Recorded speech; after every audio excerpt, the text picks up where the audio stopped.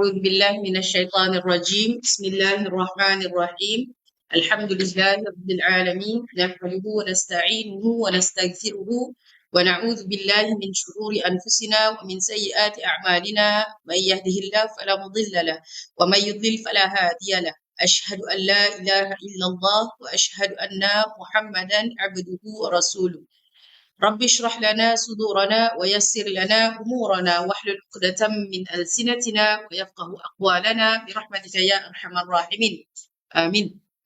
Baik, insyaAllah kita akan sambung perbahasan tentang fiqh wanita atau lebih spesifik lagi, lebih khusus lagi kita cerita tentang hakikat darah wanita. Maksudnya darah-darah yang kalau biasa kita sentuh pasal fiqh wanita dia bermula biasanya kalau orang ajar dia bermula daripada fiqh taharah lah, kan, bercerita tentang najis, hadas, kan. Okey, cuma untuk kelas yang ini kita belajar khusus tentang darah yang keluar daripada wanita.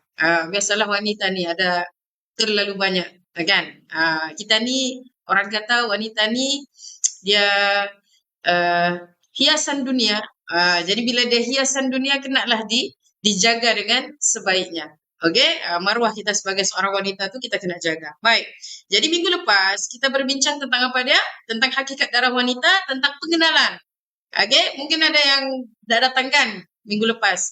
Okey, jadi sedikit sebanyak minggu lepas kita berbincang tentang hakikat darah wanita, iaitu ada 3 sahaja. Darah yang keluar daripada faraj.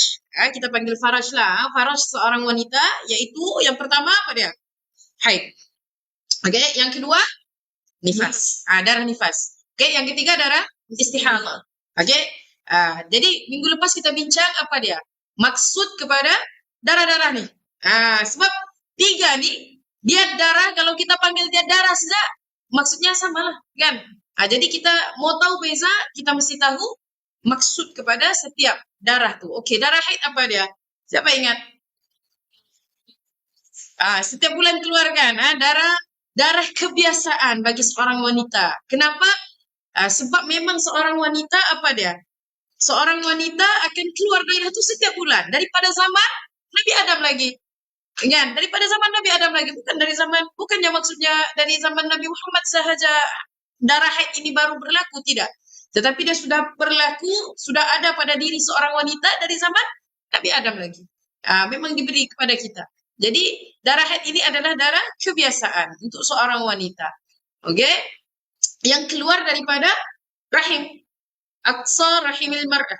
Maksudnya daripada rahim yang paling hujung lah, istilahnya begitu. Maksudnya dia keluar daripada rahim lah. Kalau kita belajar sains pun darah itu kan daripada penebalan dinding rahim, kemudian dia luruh bila tidak berlaku persenyawaan di situ.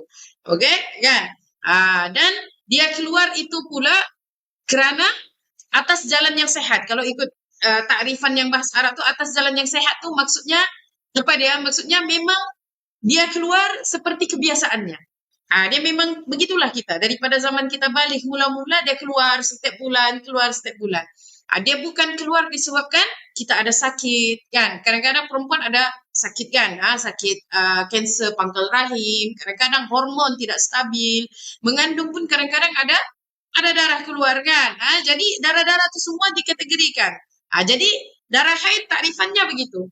Darah kebiasaan yang keluar daripada ujung rahim perempuan, kan? Melalui jalan-jalan yang sihat. Maksudnya dia bukan sakit. Wanita itu sehat. Baik, nifas pula.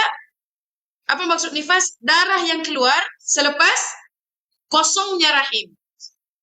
Ya, sebab bayi, okey, macam tadi. Kalau haid dia sebab tidak ada berlaku persenyawaan. Okey, jadi bila kita mengandung berlaku persenyawaan, bayi akan membesar di dalam rahim. Cuma orang kita, di mana babymu? Di dalam perut, kan? Aku di dalam perutku ada rahim. Ada baby. Perut dengan rahim benda yang berbeza. Perut tempat makanan. Kan kita makan, okey, masuk ke dalam perut. Tapi rahim, bayi membesar di dalam rahim. Jadi kita kena betulkan. Kalau anak tanya, dulu masa kecil-kecil saya berada di mana mama? Contoh, kan? Saya berada di mana, ibu? Bagi tahu, di dalam rahim. Jangan cerita di dalam perut umi, di dalam perut ibu, kan? Tak betul. Oke, tidak tepat. Sebab apa? Sebab bayi bukan membesar di dalam perut, tapi dia membesar di dalam rahim. Oke, baik, itu nifas. Kemudian istihadah pula. Nah, istihadah pula apa dia? Darah yang selain daripada darah haid dan juga nifas. Ataupun takrifan yang seterusnya, darah yang keluar melebihi tempoh maksimum haid dan juga tempoh maksimum nifas. Itulah yang kita panggil darah istihadah ataupun darah fasad. Okey? Ada perbezaan lah, tapi dia cuma perbezaan secara lafaz sahaja. Apa istihadah dengan fasad ni? Kesan daripada orang tu mengalami darah istihadah kah, darah fasad kah, kesannya sama. Okey, kesannya sama. Maksudnya dia kena bersuci sebelum sebelum solat, kan. Setiap kali waktu solat tu kena perbaharui wuduk, tidak boleh guna satu wuduk untuk dua solat fardu. Begitulah, dia ada kesan-kesannya. Tapi kesan untuk sesiapa yang beristihadah dan juga mempunyai darah fasad, kesannya sama. Okey, dia cuma perbahasan daripada sudut lafaz sahaja. Baik, insya-Allah minggu ni yang pertama kita bincang pasal nama-nama haid. Okey, nah ini sekadar pengetahuan awam lah, pengetahuan umum kita. Okey, haid ini ada beberapa nama. Okey, bukan lagi beberapa, ada 15 lah. Okey, di dalam ni. Antaranya haid, mahid pun bermaksud haid juga, mahad, tams, ikbar, tams, irak, firak, adha, dahik, dars, diras, nifas, quru, i'sar. Ini nama-nama.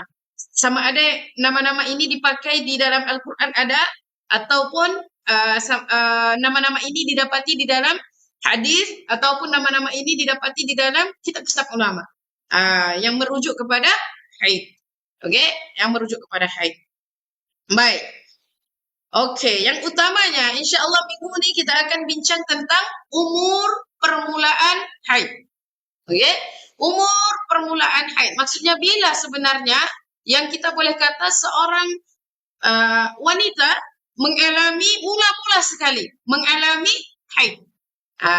Jadi coba yang di sini, siapa yang haidnya umur 8 tahun, ada kan? 9? 10? 10. 11? 11. 12? 13? 15. Okey. Jadi begitulah. Haid ni dia tidak sama. Maksudnya waktu tempohnya tu tempoh keluarnya pasti berbeza mengikut diri setiap wanita itulah. Ini tak boleh kita cakap kalau satu orang di 9 tahun semua wanita kena keluar haid 9 tahun. Tidak begitu. Okey? Baik, jadi umur permulaan haid ni dalam mazhab Al-Imam Syafi'i dia kata tempoh terawal. Maksudnya yang paling awal. Okey? Yang paling awal bagi seorang wanita untuk keluar haid bila 9 tahun qamariyah takribiyah. Okey? Apa maksud 9 tahun qamariyah takribiyah ni? Mari kita tengok dulu. Sebelum kita masuk pada jadual tadi, kita tengok pada yang ini. Okey, maksud sekurang-kurangnya umur seorang perempuan didatangi haid adalah 9 tahun qamariyah takribiyah. Baik, qamariyah takribiyah. Qamariyah ni maksudnya bulan-bulan hijrah. Okey, yang Muharram, Safar, Rabiul Awal, itu. Maksudnya contoh macam kita lahir tarikh lahir kita 2 Disember 1990 contoh. Okey, so kita kena cari tarikh lahir hijri kita berapa? Maksudnya 2 Disember 1990 itu kita lahir berapa hari bulan dalam tahun hijrah dan juga bulan-bulan hijrah gitu. Itu maksudnya. Sebab apa? Sebab sebenarnya tidak sama kiraan tahun Masihi dan juga tahun Hijri tidak sama. Sebab tahun Masihi dia kekal begitu kan? Januari 31, Februari sejaklah ada 28 dengan 29 kan kalau tahun lompat kan? March 31 lagi, April 30, dia tetap begitu. Tapi kita kalender Hijri bergantung kepada anak bulan. Bergantung kepada anak bulan. Jadi, boleh jadi satu bulan tuh hanya mengalami 30 hari, boleh jadi 29 hari. Yan, macam kita baru-baru di puasa. Puasa baru-baru ini berapa? 30 hari. Oke, genap 30 hari. Kenapa? Sebab tidak nampak anak bulan.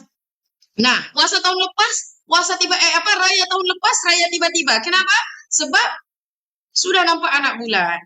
Oke, 29 hari bulan tuh bila dicerap tuh nampak anak bulan. Begitu. Jadi sebenarnya kalau kita kata kalender Hijrah, kalender Masihi 1 tahun kita boleh dalam 365 harian, lebih kurang begitu kan. Tapi kalau kalender Hijrah lain. Dia tidak sampai kepada 365 hari. Begitu sebenarnya. Dan dia sebenarnya ada banyak kan? Ada banyak, maksud saya tuh ada banyak perbezaan sebenarnya. Kalau macam kita bertukarnya tarikh bila mengikut Masihi, bertukarnya tarikh bila sampai 12 hari bulan kan? Betul enggak? Paham enggak soalannya? Kalau kalender Masihi, kalau kalender Masihi maksudnya yang kebiasaan kita sekarang pakai jam yang sekarang nih kan akan berubah tarikh tuh jam berapa? Start jam berapa? 12:30 malam, betul enggak?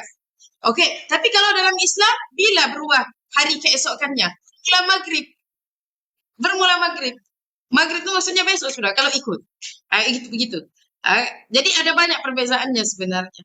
Sebab itu kalau dalam berbincang tentang hukum, dia berkait dengan agama kita, dia berkait dengan syariat, kita kena kembalikan kepada tarikh Hijri. Kembalikan dia kepada tarikh Hijri. Baik. Jadi itu maksud Qamariyah. Takribiyah pula lebih kurang ataupun menghampiri. Apa maksud lebih kurang ataupun menghampiri? Maksud takribiyah di sini adalah kehadiran darah itu sebelum lengkap umurnya 9 tahun tepat, lebih kurang dalam tempoh masa 15 hari. Yang ini. Kalau kita nampak, ni nampakkah jadual tu kan? Baik. Kalau kita nampak jadual tu, di sini dia berumur 9 tahun tepat. Baik. Yang kita boleh dikatakan takribiyah itu adalah bila darah itu belum lagi sampai umurnya yang 9 tahun tepat nih, tapi dalam masa tempoh 15 hari masih boleh sudah dikira dia itu mengalami haid. Adapun bila lebih daripada 16 hari, lebih daripada 16 hari dia sudah dipanggil darah fasad. Belum lagi dikira itu haid. Sebab apa? Belum mencapai tempoh umur minimum haid. Umur permulaan haidnya belum lagi dia capai. Jadi darah yang keluar, sebelum daripada itu dikira sebagai darah fasad. Saya rasa yang ada di dalam ni ataupun yang online sekarang kebanyakannya mungkin dalam kategori mu'tadah. Mu'tadah ni maksudnya yang sudah ada adatnya, yang sudah ada kebiasaannya. Cuma ini pengetahuan yang penting supaya kita bila suatu masa nanti kita ada anak-anak perempuan, kita yang tahu. Sebenarnya anak perempuanku sudah balik, maka pada ketika itu kita perlu bagi tahu dia. Apa benda yang patut dia tinggalkan ketika itu dan sebagainya. Jadi boleh paham yang ini? Ini adalah tempo terawal. Kalau tengok di sini di dalam slide ni kan, apa dia nomor tu terbalik kan? Nomor tu bukan tarikh, tapi nomor tu adalah bilangan hari yang sebelum. Kiranya macam contoh, contoh. Kalau kita pakai kalender Hijri kan, di sini 1 Muharram. Contoh, ini baru tarikh nih. 1 Muharram di sini kan, 1 Muharram. Di sini maksudnya 2 Muharram, 3 Muharram, 4 Muharram, 5, 6, 7, 8, 9, 10, 11, 12, 13, 14, 15, 16, 17, 18, 19, 20, 21, 22. Okey. Dia genap umurnya 9 tahun adalah pada 23 Muharram contoh Okey. Jadi yang nomor di bawah tu adalah bilangan hari yang mau mencapai dia genap 9 tahun. Okey, itu bukan tarikh itu bilangan hari yang dia genap sikit lagi dia mau capai apa dia? 9 tahun, kan? Okey, baik.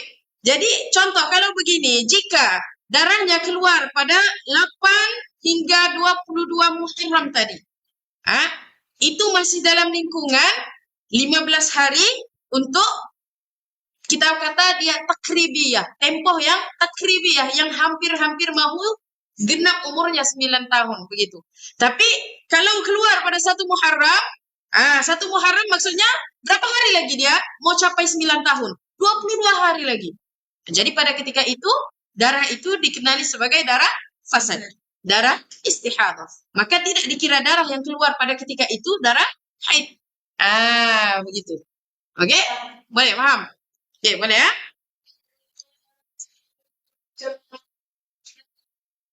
Dia akan jadi dua lah. Fasad dan bila sudah mencapai umurnya jadi haid. Begitu. Kita kena tengok tanggal berapa dia. Iya. Itu sebab kena catat dalam tempoh hijri. Begitu. Dia bulan apa? Bulan Rejab kah? Mana tahu dia lahir bulan Syawal kan? Contoh namanya Syawal. Tapi Syawal ni perempuan lelaki. Kalau untuk yang umur permulaan haid ni tidak. Kita kena kira ikut kalender hijri. Sebab dia berbeza. Dia kadang-kadang genap sudah umur 9 tahun hijri, tapi Masihi belum genap lagi. Sebab bilangan harinya berbeza. Gitu. Okey? Boleh? Kalau tidak tahu dia. Itu sebab kita kena belajar. Kan? Orang yang tidak tahu, dia akan jadi tahu bila belajar. Kalau kita tidak tahu, kemudian kita mau beramal, kita termasuk dalam golongan yang mana? Ya Allah murka kan? Ya Allah sesat? Tadabbur surah Al-Fatihah kan? Okey? Jadi sebab itu kita kena belajar. Supaya apa? Supaya angkat kejahilan daripada diri kita. Okey, cuma ini adalah yang dibincangkan di dalam madhab Al-Imam Syafi'i. Okey? Sebab ini yang biasa orang pakai di Malaysia. Ya kan? Okey? Baik. Okey, kita ada satu situasi. Okey? Ini. Jangan tanya saya dulu tanya. Okey, soalan. Seorang wanita yang melihat darahnya 10 hari. Keluar darah itu 10 hari sebelum genap umurnya 9 tahun Qamariah. Darah haid kah bukan? Haid. 10 hari sebelum. Haid. Okey? Ingat 10 hari sebelum. Okey? Dia berapa? 15 hari. Dalam tempoh 15 hari. 8 tahun belum dikira dia keluar haid. Maksudnya dia kena tunggu umurnya 9 tahun barulah darah itu dikira haid. Mengikut mazhab Al-Imam Syafi'i.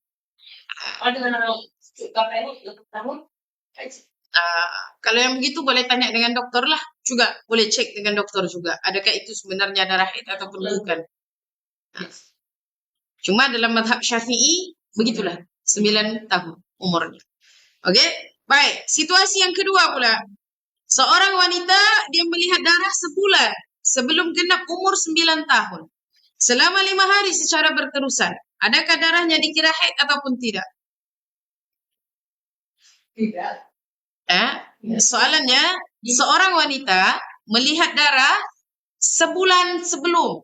Sebulan sebelum tu maksudnya apa? 30 hari sebelum. Okey, sebelum umurnya genap 9 tahun. Dan darah itu keluar 5 hari secara berterusan. Adakah itu darah dikira haid ataupun tidak? Kalau tengok dalam jadual ni contoh 1 hingga 5 Jamadil Akhir dia keluar darah. Okey? Beberapa maksudnya lebih daripada 30 hari kan sebelum umurnya genap 9 tahun. Maka darah itu tetap dikira darah istihadah ataupun darah fasad. Iya, darah penyakit maksudnya dia boleh solat macam biasa, dia boleh puasa macam biasa. Itu adalah kesan-kesan yang nanti kita akan sentuh di dalam bab istihadah insya-Allah. Okey? Baik, itu okey, ada lagi. Ada 3 situasi. Coba kita tengok. Situasi A. Seorang perempuan didatangi darah dalam tempoh kurang 15 hari untuk umurnya lengkap 9 tahun hijrah. Darahnya haid ataupun fasad? Fasad. Haid. Sebab dia umur Kenapa? Sebab kurang daripada 15 hari. Jadi ingat. Kalau kurang saja daripada 15 hari, umurnya genap 9 tahun, dikira haid. Okey, sebab dia takribiyah. Dia bukan yang secara tepat. Kalau tepat, kita panggil dia tahdidiyah. Okey, dalam bahasa Arabnya, kalau tepat-tepat 9 tahun, mau yang tepat-tepat 9 tahun, kita panggil tahdidiyah. Tapi takribiyah ni lebih kurang lah mau capai 9 tahun bila dalam tempoh 15 hari sebelum. Begitu. Okey, baik. Situasi B pula. Tengok. Dia kata, seorang perempuan didatangi darah dalam tempoh lebih 16 hari untuk umurnya lengkap 9 tahun hijrah.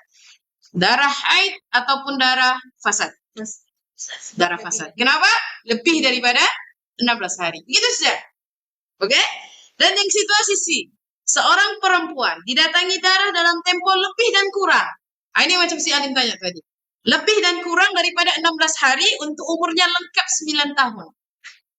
Lebih dan kurang. Maksudnya, bila di dalam tempoh yang fasad, maka dia fasad. Lebih daripada 16 hari, yang itu adalah fasad. Memasuki 15 hari untuk umurnya 9 tahun, itu adalah darah haid. Okey, boleh? Okey, yang ini. Ini ada jadual saya sediakan. Boleh tengok. Okey? Tengok ni. Tengok, situasi A tadi dia kata kurang kan? Kurang daripada 15 hari kan? Tengok, 1, 2, 3, 4, 5, 6. Okey, dia keluar, darah tu keluar, permulaan darah itu keluar 11 hari sebelum umurnya genap 9 tahun. Maka tempohnya adalah kurang daripada 15 hari. Sebab itu kita hukumkan darah itu sebagai darah haid. Okey, adapun situasi yang kedua tadi, darahnya keluar lebih daripada tempoh 16 hari untuk umurnya mencecah 9 tahun. Okey, kalau di sini maksudnya lagi 19 hari, dia mau capai umur 9 tahun genap, keluar darah. Maka pada ketika itu, darah itu dikira fasad. Okey. Kemudian situasi yang ketiga pula, dia bercampur antara darah fasad dan juga darah haid. Okey, kenapa? Tengok. 17 hari lagi. Umurnya mencapai 9 tahun qamariyah, okey? Keluar darah. Dan berterusan sampailah umurnya 13 hari lagi dia mau capai umur 9 tahun. Maka pada hari ke-7, maksudnya ketika 17 hari lagi dan juga 16 hari lagi itu dikira darah fasad. Masuk sejak 15 hari lagi umurnya 9 tahun, yang itu sudah dikira darah haid. Begitu. Tapi ini adalah pengiraan untuk orang yang mula-mula datang haid. Ya, maksudnya ini adalah kita kata ilmu, kalau kita ni sudah ada adat kan, tapi ilmu untuk kita mengajar anak kita nanti. Kalau anak kita perempuan. Kalau anak kita lelaki, itu kena cari lagi ilmu balik yang lain lah. Mungkin bapaknya boleh tolong lah kan. Tapi kalau anak perempuan ni lebih kepada ibu. Sebab kita yang pernah mengalaminya. Jadi kita kena bagi tahu dengan anak kemungkinan emosi-emosi terganggu kan. Biasalah. Wanita ni dengan emosi tidak boleh dipisahkan. Okey? Baik. Itu untuk umur permulaan haid. Baik, sekarang kita akan masuk berkaitan tanda-tanda balik. Okey, berkaitan dengan tanda balik. Baik. Tanda balik ada 3. Okey, tanda balik ada 3. Okey, kenapa masuk ni? Sebab ada kadang-kadang orang dia bilang kan, contoh macam tadi, ada yang 15 tahun, ada yang 11 tahun, ada yang 10 tahun datang kan. Ada orang sampai umurnya 18 tahun pun tak datang. Jadi dia nak sembahyang lah. Tak betul. Ada pernah kami jumpa. Okey, sampai umurnya 18 tahun. Kenapa aku nak sembahyang? Aku umur 18 tahun belum keluar haid, belum lagi ada kewajiban atasku. Oke, jadi sekarang kita tengok apa sebenarnya tanda-tanda balik.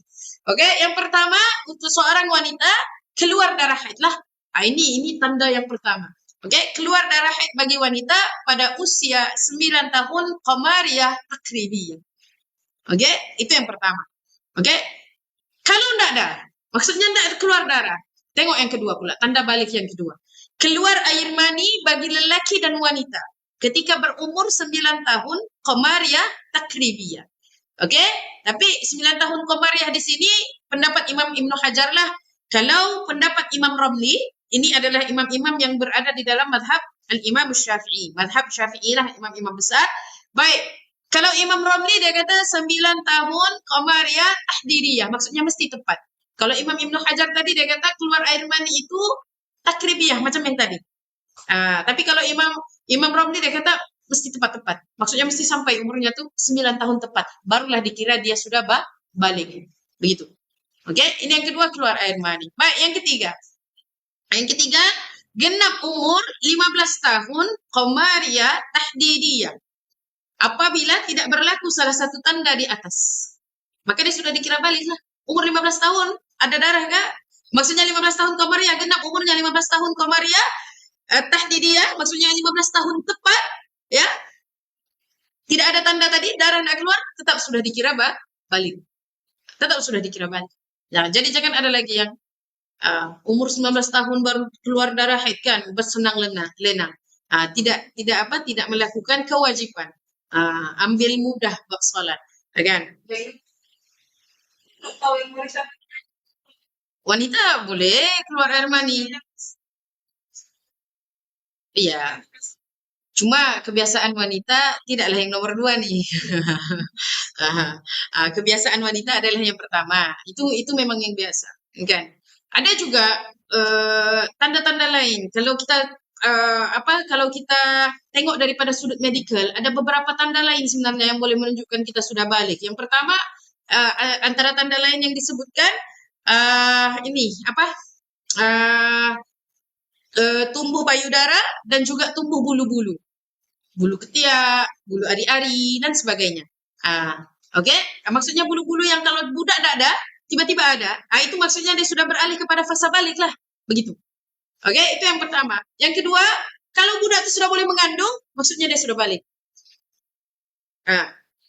Itu pun iya juga. Oke? Tapi itu daripada sudut medikal lah. Sebab memang kita ketahui apa kita panggil nih perempuan punya ovum kan, ovum itu tidak akan terhasil melainkan kita sudah mencapai badan kita sudah mencapai satu tempo tertentu, sebab itu sudah baru adanya haid itu tadi. Sebab haid itu kan adalah berasal daripada dinding-dinding rahim yang tebal disebabkan tidak berlaku persenyawaan, maka dia luruh begitu. Jadi kalau budak-budak memang tidak ada lagi. Jadi kalau dia boleh mengandung sudah, maksudnya dia sudah balik lah begitu. Itu daripada sudut pandang medikal lah. Oke, baik.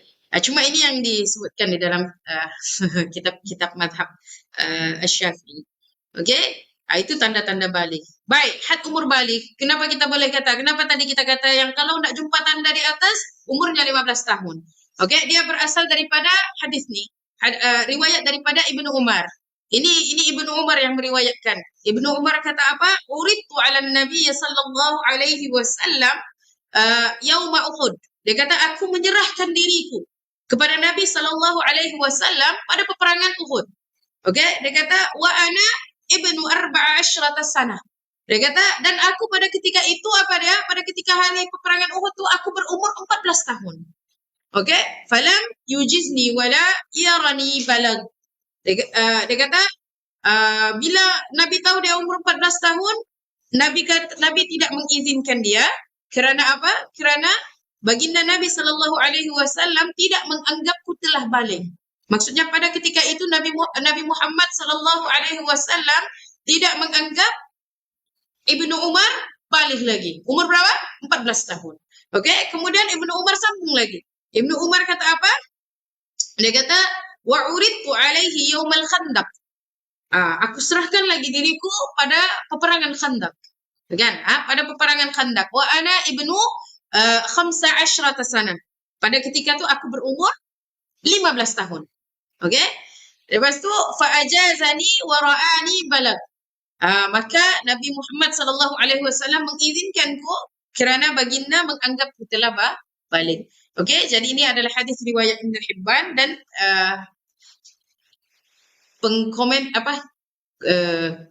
pengkritik hadis menyatakan bahawa dia mempunyai asal di dalam as-sahihain.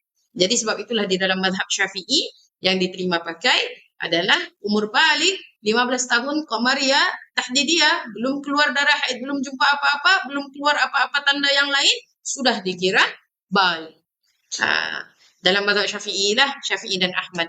Adapun mazhab yang lain macam mazhab Maliki dengan mazhab Hanafi, mereka berpendapat umur 18 tahun barulah haid. Ya, begitu. Jadi dia benda ni kita kena ada rasa lapang dada untuk menerima yang mana satu pendapat dan jangan ambil pendapat berdasarkan nafsu kita semata-mata. Tidak boleh kita beramal dengan sesuatu pendapat itu bila berlaku sesuatu khilaf, kita tidak boleh menggunakan ataupun mengambil sesuatu pendapat itu semata-mata kerana nafsu kita. Ini penting. Supaya satu tak bergaduh. Tak bergaduh apa?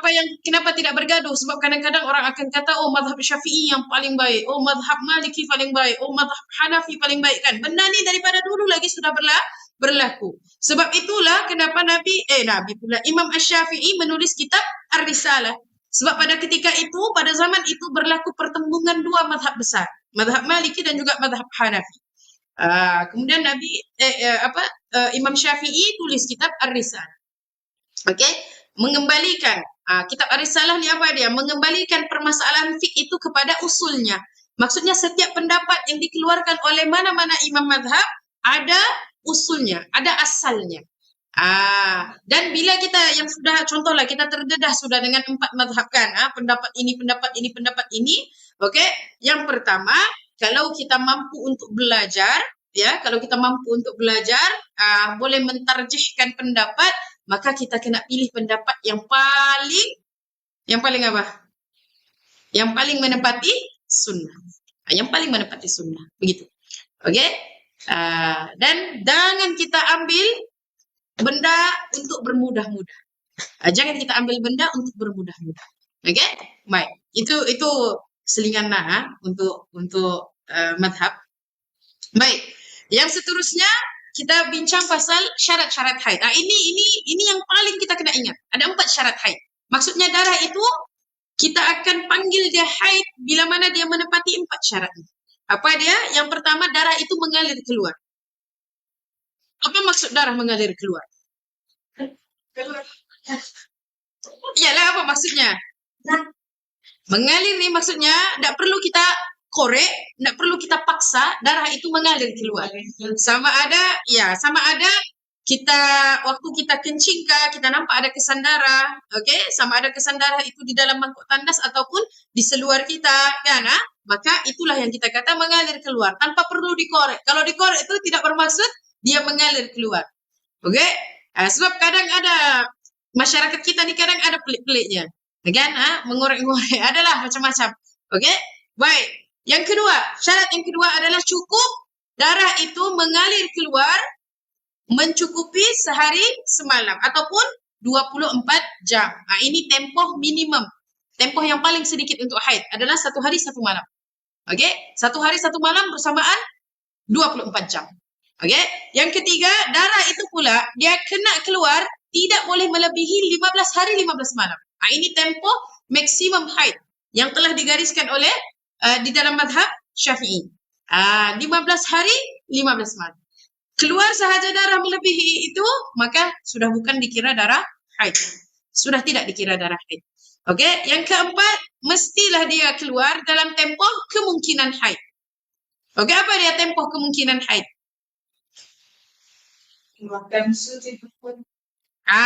Sekurang-kurangnya sudah melalui 15 hari suci. Sebab tempoh suci, minimum tempoh suci kita adalah 15 hari. Barulah boleh kemungkinan untuk keluar darah yang kedua. Jadi kalau keluar darah dalam tempoh di luar tempoh kemungkinan haid, maka darah itu tidak boleh kita hukumkan dia haid. Begitu. Okey? Ini ada 4 syarat haid. Okey? Yang 1 bulan dia mau tarik keluar. Kalau dia awal dengan akhir boleh jadi. Tapi kalau dia kata 1 bulan 3 kali keluar, itu mesti tengok. Kemungkinan besar darahnya sudah bercampur dengan istihadah. Kemungkinan besar darahnya sudah bercampur dengan istihadah. Tapi kalau dia kata aku 1 bulan kadang-kadang 2 kali, boleh jadi. Bila dia di awal dengan di akhir, boleh jadi. Okey? Baik, itu syarat-syarat haid. Okey, kita masuk sikit lagi tempoh masa haid. Okey, jadi tempoh masa haid kalau merujuk kepada jadual ni boleh tengok yang paling minimum 24 jam. 1 hari 1 malam. Okey, maksimum 15 hari 15 malam. Dan kebiasaan. Kebiasaan ini ni sebenarnya Imam Syafi'i dia buat istiqra'. Istiqra' ni dia buat kajian, tanya satu orang satu. Wanita di zamannya dulu berapa hari haid? Dia tanya. Okey, dan kesimpulannya dapatlah di sini. Okey, kebiasaan wanita haid selama 6 ke 7 hari. Okey, 6 hari 6 malam ataupun 7 hari 7 malam. Okey, jadi itu tempoh masa haid. Okey, ini dia punya penerangan lah. Okey, sekurang-kurang tempoh haid ialah sehari semalam ataupun 24 jam. Okey, kalau kurang daripada 24 jam, darahnya keluar 5 minit saja, contoh. 5 minit saja. Darah haid ke tu? Bukan. Okay. Okey. Dan sebanyak-banyak tempoh haid ialah 15 hari 15 malam. Tengok-tengok pula darahnya keluar sampai 20 hari, tak ada putus. Maka ketika itu kita hukumkan darahnya bercampur dengan istihadah. Haidnya sudah bercampur dengan istihadah. Okey. Dan kebiasaan tempoh haid adalah 6 ataupun 7 hari. Ini kebiasaan wanita. Okey, setiap daripada kita ada kebiasaan. Cuma satu. Kadang-kadang ada yang berpendapat, contohlah kebiasaan haidnya 6 hari. Tiba-tiba haidnya datang 4 hari saja. Tiba-tiba haidnya datang 4 hari. 4 hari itu darah berhenti sudah. Okey, jadi ada pendapat di dalam masyarakat. Dia bukan pendapat mazhab fiqh. Dia pendapat di dalam masyarakat, dia kata aku kena tunggu sampai 6 hari. Sebab itu tempoh biasa. Jadi tidak benar begitu. Yang paling tepat adalah bila darah berhenti, bersuci. Buatlah apa yang wajib dibuat. Begitu. Okay? Jangan maksudnya tunggu-tunggu nih. Tunggu dulu. Cuma jika masih ada keruh-keruh, masih ada kuning-kuning, itu tandanya masih lagi belum bersih. Sebab apa? Nanti kita akan masuk. Apa tanda-tanda suci? Dia ada 2 tanda suci. Okey? Homework. Okey, boleh cari sebelum kita bincang. minggu depan rasanya kita akan bincang. Okey? Cuma begitu. Okey? Jangan ada yang aku kebiasaan 8 hari, tapi aku baru keluar 5 hari, jadi aku tunggu dulu. Aku kena tunggu sampai 8 hari baru aku mandi wajib. Tidak begitu. Bila kita tidak lihat darah, mandi. Bila kita darah berhenti, ya tidak ada kesan, maka berhenti. Berhenti mandi. Okey, kemudian boleh solat, boleh puasa, boleh apa lagi? Boleh baca Quran, kan? Sudah berpunculan kita tiada sudah. Surga yang murid-murid ini mengatakan tiada sudah. Pas tu petang tu sudah kita solatkan, petang lagi. Maka baik lagi. Ada yang kita solat tadi tidak jadi masalah. Solat itu batal tapi tidak berdosa. Tidak berdosa. Okey. Kan paling banyak hari pas hari malam. Kalau cuma seorang tidakkan mesti kita sering jadi dengan ketinggalan lagi istilah juga dalam 3 hari berhenti 2 hari lagi. Jangan tempoh dosa dia. Dia selama mana dia masih berada di dalam tempoh 15 hari, kita akan katakan dia haid. Cuma bila berlaku, kita ada satu istilah kita panggil pula. Kita panggil naqa. Berlaku naqa. Naqa ni, sekejap, di dalam sini ada rasanya. Sekejap ya. Ini. Baik. Nampak kan ni? Okey. Ini ada istilah yang penting kita ingat bila berbincang tentang haid. Okey, yang pertama naqa, yang kedua fatrah. Okey, naqa ni, apa dia naqa? Naqa ini darah tidak mengalir sudah keluar. Okey, daripada faraj. Tetapi Jika kita masukkan kapas ke dalam faraj, bukanlah di dalam ya, bukan di dalam faraj, cukup sekadar di bibir faraj. Maksudnya yang kalau kita mencangkung, kita cebok kawasan situ.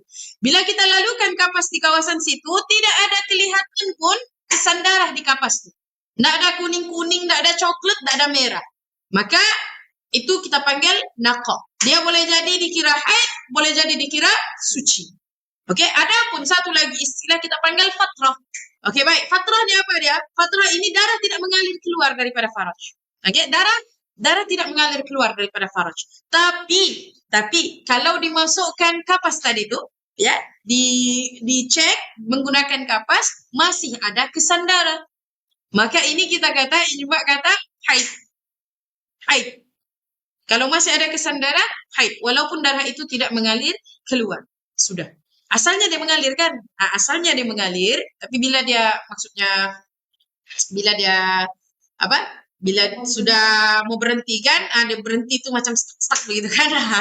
Kan jadi bila kadang di pad kita tuh kita nak nampak kesan darah, tapi bila kita lalukan kapas di bibir faraj itu tadi ada kesan. Maka pada ketika itu jangan dulu mandi. Masih lagi dikira haid. Okey, boleh? Kalau macam belum mengalir lagi, buat macam mau datang haid, lepas tu darah tu tak mengalir lagi, tapi ada darah. Maksudnya dikira darah haid atau belum? Ya, kalau darah itu keluar belum mencukupi 24 jam, tidak boleh dikira haid. Dia masih dikira fasad. Okey, masih lagi dia dikira istihadah. Boleh solat. Caranya macam mana? Nanti pun tidak perlu mandi wajib. Caranya macam mana? Dia basuh macam biasa, ambil wuduk, sembahyang. Sebab darah tu macam kita nampak satu kali siap begitu kan? Contoh. Dia darah ni mengalir keluar, memang kita akan rasa. Seorang wanita tahulah macam mana rasa darah tu mengalir kan? Dia bukanlah mengalir macam air terjun tu, itu tidaklah kan? Cuma kita rasalah dia mengalir. Dan dia bukan juga rasa mengalir macam kita terkencing kan, tapi memang kita boleh rasa sama ada kita sakit-sakit pinggang lah kan. Kita perempuan rasanya semua perempuan ada tu kan, rasa-rasa tu. Okey, baik. Tempoh minimum haid. Kalau tadi kita cerita pasal tempoh minimum sehari semalam ataupun 24 jam. Okey, jadi di dalam tempoh minimum ni ada dua kategori. Ada dua situasi. Satu, darahnya sehari semalam yang berterusan darahnya 24 jam. Okey, satu situasi lagi dia sehari semalam tapi dia terputus-putus dan dia berhubung dengan hari-hari yang banyak. Ini yang Alin tanya tadi. Yang kedua ni. Okey, jadi kita tengok dulu. Situasi yang pertama, tengok. Seorang wanita dia melihat darah tu keluar berterusan selama 24 jam. Okey, maka contoh dia tengok, tarikh keluar 2 hari bulan jam 4 petang. Okey, darah tu mengalir keluar. Kemudian darahnya berhenti 3 hari bulan jam 4 petang. Okey, jadi cukupkah 24 jam? Cukup kan 24 jam kan? Walaupun darahnya berhenti 4 petang tu, cukup 24 jam. Maka darah yang tadi tu dikira darah haid. Okey? Okey? Itulah maksud tempoh minimum yang dia keluar berterusan. Dan kebiasaannya yang keluar berterusan ni dia kadang-kadang memang akan berterusan sehingga hari ketiga, keempat kan. Biasa kita dalam tempoh 4-5 hari lah lebat. Ada juga lah orang yang memang lebat daripada awal sampai habis darahnya lebat. Ada juga. Cuma itu sebab kadang-kadang dia ada sakit. Sakit anemia ke. Adalah beberapa. Saya ada kawan-kawan yang begitu. Daripada awal sampai mau habis haidnya tu memang lebat. Ya, satu hari kadang 4 kali, 5 kali tukar pad. Okey, sebab terlalu lebat. Okey, cuma ini maksud yang situasi kita melihat darah tu keluar selama berapa? 24 jam. Okey, 24 jam tu, itulah kita kata 24 jam tu 4 petang hari ini sampai 4 petang besok. Barulah dikira 24 jam. Okey. Jadi kalau contoh situasi yang kedua pula. Dia kata seorang wanita tu dia melihat darahnya keluar secara terputus-putus. Okey, seperti dia mendapati dirinya suci dalam satu masa dan keluar darah dalam satu masa yang lain. Okey, tapi sebab jumlah keseluruhan tu bila digabung dalam tempoh lingkungan 15 hari dia keluar, okey, mencapai 24 jam, maka kesemuanya dianggap haid. Kesemuanya itu dianggap haid. Oke, apa dia? Coba tengok di dalam jadwal nih. Oke.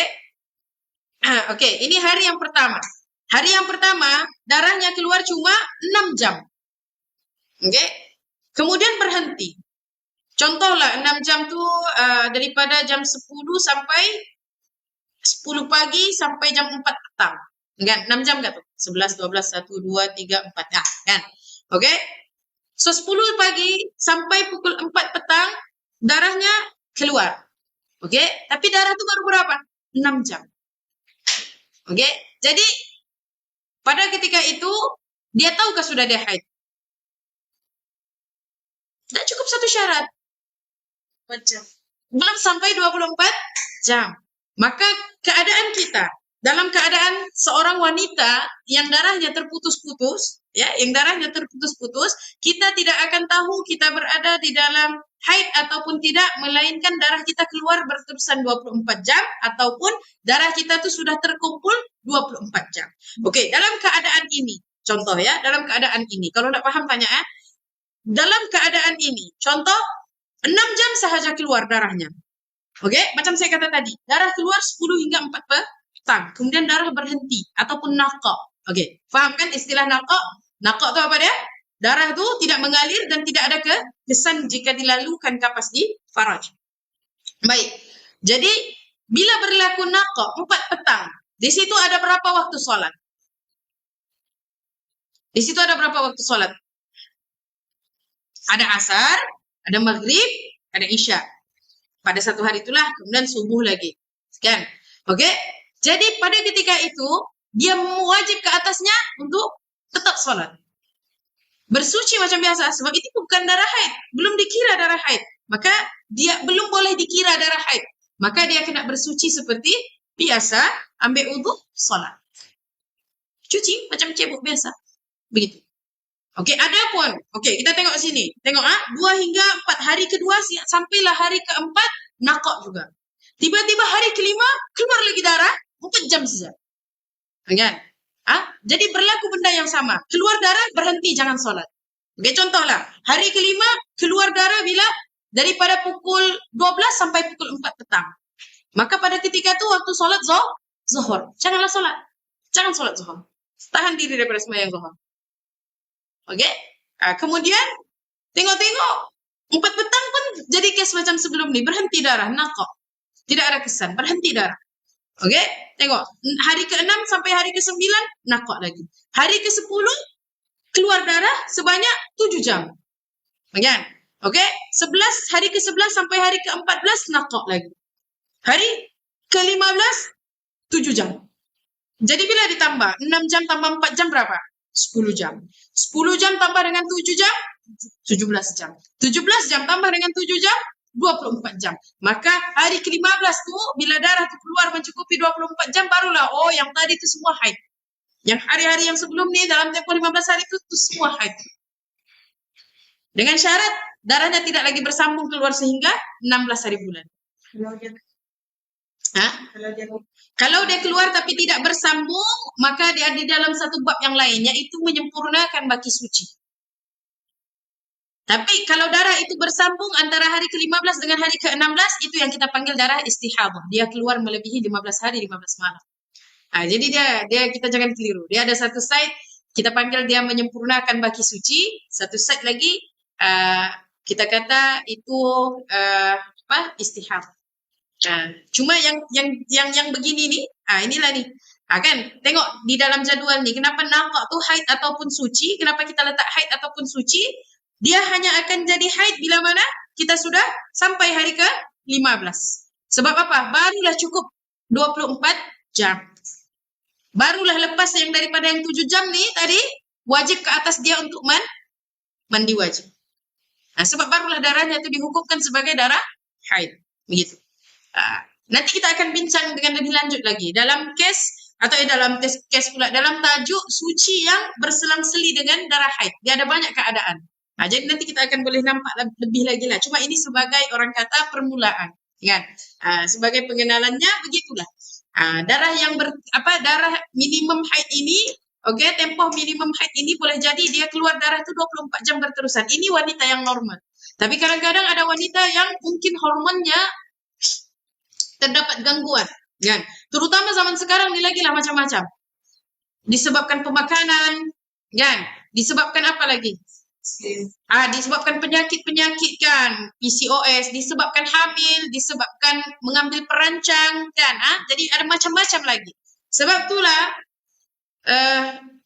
persoalan haid ini adalah satu persoalan yang rumit sebenarnya. Oke, tapi kita sebagai seorang wanita wajib untuk kita tahu. Oke, ada persoalan yang rumit nih, dia jadi rumit nih bila terjadi benda-benda macam begini lah. Kalau kita yang haid biasa tuh, satu bulan sekali, 7 ke 8 hari, 6 ke 7 hari, kan, 8 ke 9 hari, itu tidak ada masalah. Itu biasanya tidak ada masalah. Tapi bila berlaku gangguan hormon, bila berlaku gangguan-gangguan tuh, sebab itulah darah tuh kadang-kadang keluar sikit-sikit, kadang-kadang keluar terlebih banyak pula, kan. Begitu juga. Nanti kita akan bincang, insya Allah yang di masa akan datang kita akan bincangkan darah ketika hamil. Sebab pendapat dalam mazhab Syafi'i kata wanita boleh haid ketika hamil. Wanita boleh, dalam mazhab Syafi'i, wanita boleh dikira hamil, haid ketika hamil. Dia ada syarat-syaratnya. Dia ada syarat-syaratnya. Oke? Jadi boleh paham?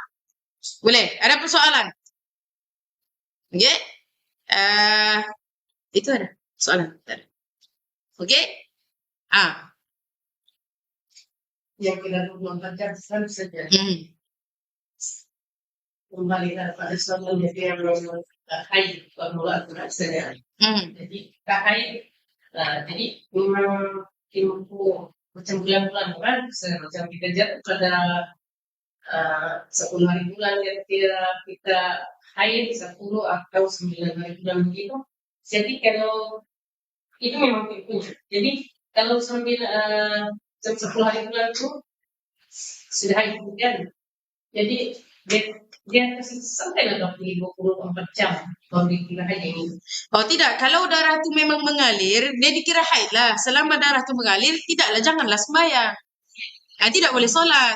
Ketika darah itu mengalir, jangan tunggu 24 jam darah itu tetap mengalir 24 jam masih boleh sembahyang. Di Ustazah bilang boleh sembahyang. Tidak begitu. Kalau darah itu mengalir berhenti sembahyang. Oke, darah mengalir sahaja berhenti sembahyang. Oke, cuma masalahnya bila darah itu berhenti. Darah yang berhenti ini kadang-kadang hari ini keluar 2 jam. Nah, besok enggak keluar, lusa enggak keluar, tulat baru keluar lagi balik. Itu yang masalah sekarang nih. Kadang-kadang kita panggil dot kan. Jadi sebab itu sebenarnya penting bila kita berbicara tentang haid, bila kita berbicara tentang darah haid ini, penting kepada seorang wanita apa? Tanda di kalendernya. Satu benda. Penting tanda di kalender bila haid. Satu, untuk menentukan kitaran haid kita. Kitaran haid wanita ni berbeza-beza. Kalau kebiasaannya ya yang remaja lah, yang tidak ada masalah hormon apa semua, kebiasaan haid dorang 6 hari, 7 hari, dan waktu suci dorang 23 hari, 24 hari. Itu kebiasaan. Tapi bila sudah, tahulah zaman-zaman sekarang terlalu banyak makanan viral, makanan-makanan berproses yang menyebabkan badan kita terganggu hormonnya, maka jadilah macam-macam pelik-pelik. Kadang-kadang juga bila selepas daripada mengandung, selepas melahirkan, kadang-kadang kitaran haid itu untuk dapat balik macam sebelum kita mengandung lama. Kadang-kadang macam saya sendiri, keadaan saya sendiri selepas saya melahirkan anak, apa yang terjadi selepas saya melahirkan anak, kitaran haid saya jadi 40 hari, 41 hari. Maksudnya waktu suci saya tuh mencapai 40 hari, 41 hari, barulah saya datang haid yang seterusnya. Begitu. Jadi dia setiap orang nih dia berbeza. Jadi macam mana kita mau tahu? Tanda, mesti tanda. Tanda, apa yang wajib kita tanda? Tanda tarikhnya, oke, bila kita sudah muqtadah, maksudnya sudah ada adat kebiasaan, tanda pakai kalender Masihi pun tak jadi masalah. Oke, sebab nanti kalau kita mau tukar pun ada kalender online sejak Google, kasih tukar kan. Jadi bila kita tanda tuh, apa yang penting tarikhnya, masanya, masa mula keluar. Kalau contoh tidur kan, dia keluar waktu tidur. Tengoklah kita tidur tuh, dah kan sebelum tidur kita nak tengok jam, mustahil. Orang-orang zaman sekarang nih kalau telepon di tepi, mustahil teleponnya tidak ada jam. Kan? Jadi semua telepon, sedangkan telepon batu gosok yang 3310 yang zaman sekarang pun masih ada jam. Oke, jadi tengok. Oke, aku tidur jam berapa? Aku tidur start jam 1. Oke, so kita andaikanlah darah tuh keluar bermula jam 1, gitu, tanda. Sifat darah pun sama juga, mesti tanda juga. Darah itu pada hari itu berwarna apa? Contoh berwarna hitam kan, memang kita nampak hitam. Oke? Jangan tengok kalau di pad dia sudah menyerap ke kapas kan? Jadi bila menyerap ke kapas yang kita nampak warna merah kadang-kadang. Cuma bila dia gelap ada sedikit flek kecoklatan lah di tengah-tengah tuh dia lebih gelap lagi kan? Kita tanda yang gelap tuh. Contoh ataupun memang di pad tuh bercampur. Ada darah yang merah biasa cair dengan darah yang merah gelap. Ada ataupun darah yang merah gelap disusuli dengan bebenang hitam. Semua tulis. Benda ni penting. Lepas tu berbau ke tidak darah tu? Kan? Dan juga sifatnya pekat ke tidak? Sebab darah haid ini adalah darah yang pekat. Dia bukan darah yang cair. Berbeza dengan darah nifas dan juga darah istihadah. Nifas itu sendiri tidak pekat. Darah nifas cair. Kan? Begitu juga darah istihadah. Darah istihadah sifatnya cair, tidak pekat. Jadi dia sebenarnya kalau kita tahu darah kita sebenarnya boleh tentukan ini darah haid. Ini adalah darah istihadah tuh, begitu. Tanpa perlu kita kira-kira, begitu sebenarnya. Tapi itulah kena tanda lah, kena ambil perhatian. Bukan asal tahu saja. Period. Nah sampai 3 minggu periodnya, kan? Jadi itu pelik lah. Oke, kadang-kadang juga ada juga masalahnya, terutama yang guru-guru lah, guru di sekolah, kan? Ataupun di pusat-pusat mana-mana pusat pengajian kan. Sembahyang ke hari ini, enggak ustazah saya haid. Minggu depan tanya lagi, enggak ustazah saya haid. Minggu depan tanya lagi, enggak ustazah saya haid. Sampai ustazahnya pun, lama betul kau haid. Iya ustazah, memang saya haid lama. Kan? Contoh cakap begitu kan. Tapi itu maksudnya diorang belum faham lagi. Dan kadang-kadang dia cakap haid itu dia sebenarnya tidak haid, tapi cuma mau melepaskan diri daripada sembahyang jemaah bersama-sama. Itu. Ini dulu zaman-zaman sekolah lah. Kita berpengalaman waktu zaman sekolah dengan kawan-kawan sebaya, jadi kita tahulah teknik-teknik diorang kan, begitu. Cuma kita kena tekankan dengan diorang. Benda ni penting untuk kita supaya kita boleh didik anak kita di rumah. Jadi bila di rumah anak kita terdidik dengan betul, maka bila dia berada di mana-mana, di sekolah kah, di jalan raya kah, di mana-mana, dia boleh jaga dirinya dan dia tahu apa kewajibannya. Oke, kewajiban ketika haid tinggalkan solat. Kewajiban suci daripada haid solat. Jadi begitu. Oke, boleh? Ada apa-apa persoalan? Boleh datang haid. Kalau mengandung boleh datang haid. Di dalam mazhab Syafi'i disebutkan iya, tapi ada syarat-syaratnya. InsyaAllah kita akan kupaskan dengan syarat-syaratnya itu pada masa akan datang lah. InsyaAllah minggu depan rasanya sudah masuk tajuk darah yang keluar ketika hamil. Dia di bawah tajuk darah yang keluar ketika hamil, sebab darah yang keluar ketika hamil juga ada yang termasuk darah nifas juga. Sebab apa? Sebab kalau keguguran berlaku kan, dia sudah jadi nifas lah, dia bertukar. Tapi ada yang baby masih membesar, kemudian darah keluar. Kalau dalam mazhab Syafi'i, kemungkinan untuk adanya darah haid ketika hamil itu ada dibincang di dalam mazhab Syafi'i. Oke? Cuma kalau kita tengok yang zaman sekarang, orang bilang mustahil lah, kan? Tapi bila kita membincangkan teks di dalam mazhab Syafi'i, begitulah yang saya boleh kongsikan. Ada pendapat di dalam mazhab Syafi'i bahawa wanita ketika hamil boleh haid. Oke? Boleh. Ada lagi soalan lain? Tak ada? Itu sahaja? Baik. Kalau itu sahaja, setakat itu dululah untuk hari ini. Mudah-mudahan kita jadi wanita-wanita yang